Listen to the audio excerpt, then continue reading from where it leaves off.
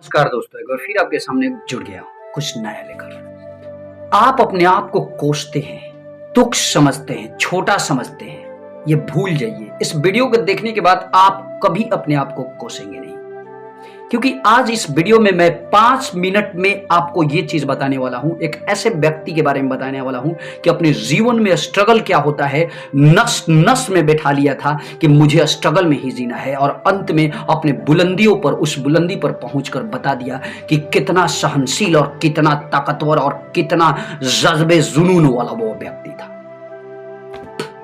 एक साधारण दलित परिवार में जन्म लिया एक लड़का, जिसका नाम क्या है आप गौर कीजिए। आपको मैं हिंट देता हूं। उस लड़की का जन्म बिहार के चांदवा में हुआ था। जी हां, भारत के उप प्रधानमंत्री रह चुके बाबू जगजीवन राम के बारे में आपको बताने वाला हूं। आज मैं आपको बताऊंगा कि बाबू जगजीवन जी अपनी जिंदगी में क्या स्ट्रगल झेले। शुरू करता हूं उनकी गाथा। उनका जन्म सबसे पहले आपको बता देता हूं। उनका जन्म 5 अप्रैल 1908 को हुआ था, एक निर्धन परिवार में, जहां छुआछूत पूरी तरह से एकदम फैली हुई थी। आसपास के लोग छुआछूत से पूरी तरह से ग्रसित थे। आप इस बात पे गौर कीजिए। एक लड़का जो छुआछूत समाज में चल रही उस बुराइयों में जन्म लेता है, जहां पे लोग सिर्फ इस बात से छुआछूत रखते हैं कि वो एक दलित लड़का है, और अंत में वही लड़का उस बुलंदी पर पहुंचता है कि भारत के प्रधानमंत्री यानी उप प्रधानमंत्री के पद तक पहुंचता है।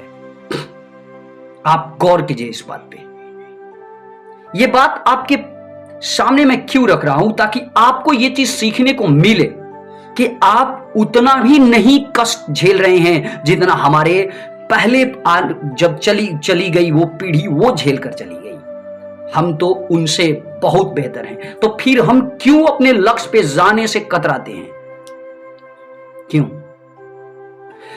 मैं उनके बारे में एक और चीज आपको बताता हूं कि जब उन्होंने पढ़ना शुरू किया था तो उनके घर वाले पढ़ाई को, आज के जमाने में भी ऐसा अगर बोलने पे हंसी आएगी, उनके घर वाले उन्हें पढ़ाई जब शुरू करवाया गया था तो उन्हें ऐसा लगता था कि पारंपरिक चीजों को भी साथ लेकर चलना चाहिए। जैसे स्कूल अगर जाएं तो मीठा मुंह में देना, अपने काख में छिपाकर किसी को ले जाना।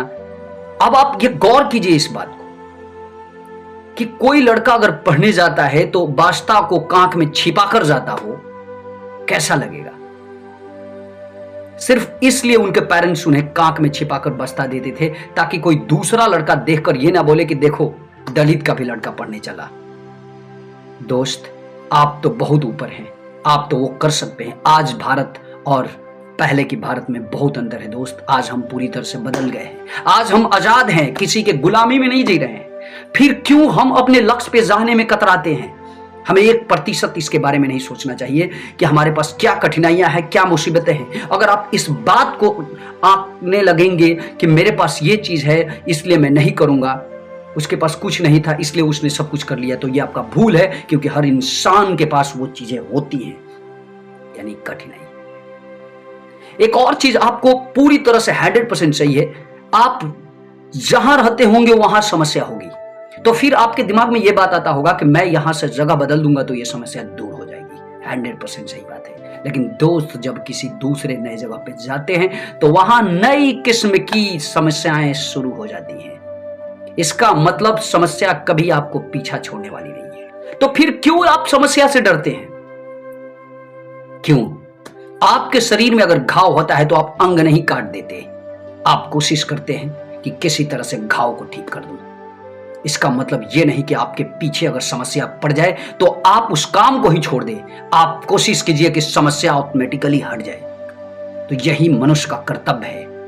अपने लक्ष्य पे अडिग रहिए, बढ़ते रहिए, एक दिन मंजिल जरूर मिलेगा दोस्त। जब इस तरह के बाबू जगजीवन राम, जो आप नाम सुनकर ही ऐसे अनुमान लगा सकते हैं, आज के समाज और पहले के समाज में थोड़ा अंतर तो है, लेकिन नाम से ही अंदाज लगा सकते हैं कि एक दलित परिवार का लड़का आज जिसका नाम पूरी दुनिया भर में विख्यात है। तो किस लिए? क्योंकि वो सिर्फ एक ही चीज जानता था, अपने लक्ष्य को पाना।